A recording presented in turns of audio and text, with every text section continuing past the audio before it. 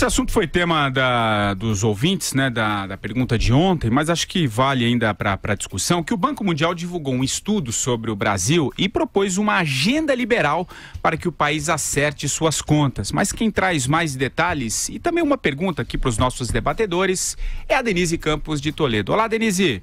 Boa tarde, pessoal do 3 em 1. Pois é, o Banco Mundial entregou ontem ao governo brasileiro um amplo estudo sobre as finanças públicas que vem tendo muita repercussão, porque sinaliza muita coisa que deveria, de fato, ser feita para uma reestruturação de longo prazo das finanças, acabando com injustiças e não apenas revertendo o quadro deficitário. O estudo questiona, inclusive, o que se gasta em saúde e educação, áreas prioritárias, mas que poderiam passar por uma redução das despesas desde que houvesse maior eficiência. Isso não traria comprometimento da qualidade dos serviços. Também propõe uma revisão dos estímulos dados à área empresarial, como a Zona Franca de Manaus, que tem produzido resultados mínimos ou nenhum resultado, as desonerações, sequer no que se refere à geração de emprego.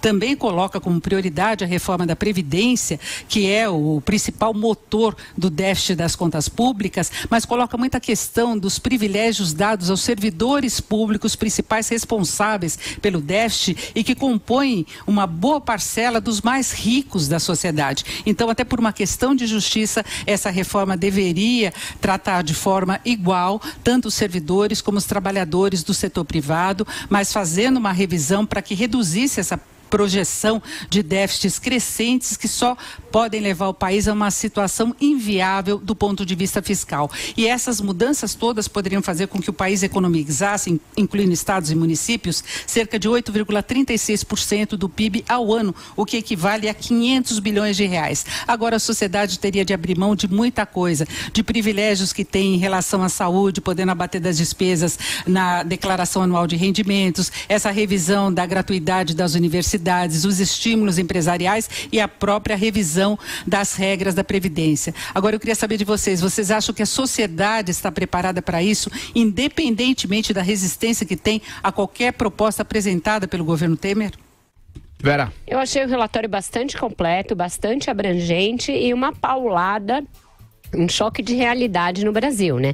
Tudo que eles propõem ali mostra o quanto a gente está anos-luz de ter, primeiro, uma economia liberal de fato, segundo, um ajuste fiscal inteligente e que seja racional e não um mero corte aleatório de despesas, e terceiro, um bom uso dos serviços públicos. Eles vão a detalhes, eles dizem que com o mesmo orçamento em saúde, educação e outras áreas, você poderia ter serviços muito mais bem prestados só pela por equalizar ali esses serviços e os gastos, fazer um uso mais racional dos gastos. Eles apontam políticas que têm como destinatários aqueles que não precisariam receber políticas públicas. Então você está com uma política que ainda por cima é desfocada. Você mira fazer benefício social, mas atinge quem não precisaria do benefício. Essa questão da universidade, que a gente ontem discutiu só por intermédio dos ouvintes, eu acho que é importante.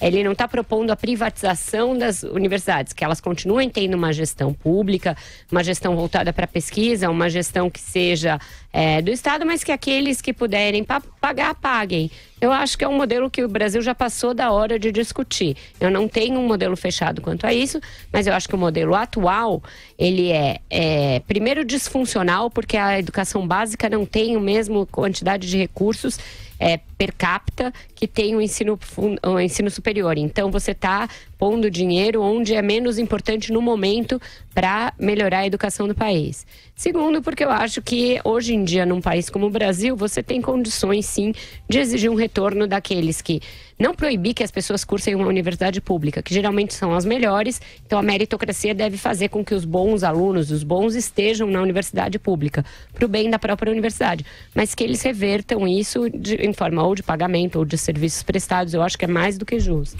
E você, Madu?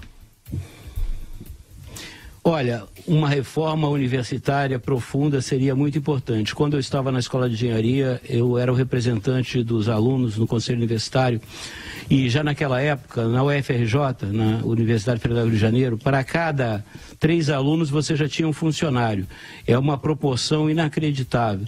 E o sentimento que eu tenho hoje da nossa universidade é que ela é mais uma repartição pública do que uma academia em si.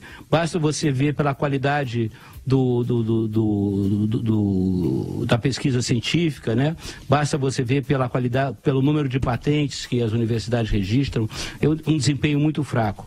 Acho também que você realmente precisa fazer um sistema em que hoje aqueles que têm acesso às universidades públicas, que teoricamente seriam melhores, já não sei se é tanto assim, são pessoas de alto poder aquisitivo. Então você teria que ter uma forma de escalonamento de pagamento, na medida que aqueles que podem pagar pagam mais, aqueles que podem pagar menos pagam menos, mas que se pague.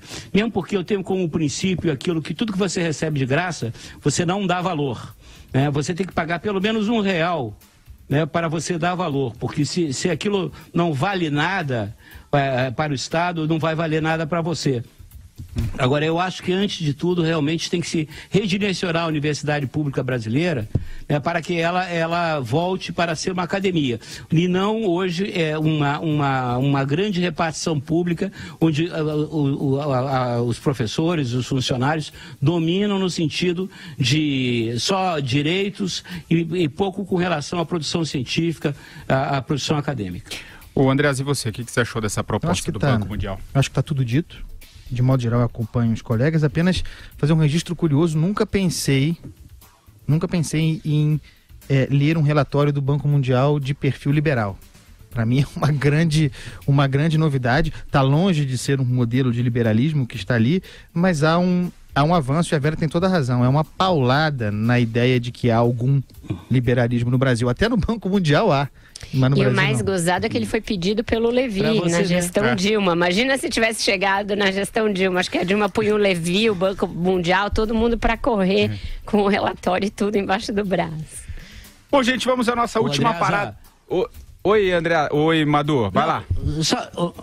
O Brasil precisa de um choque de capitalismo. É isso. O Brasil precisa virar um país capitalista para começar a sair do buraco.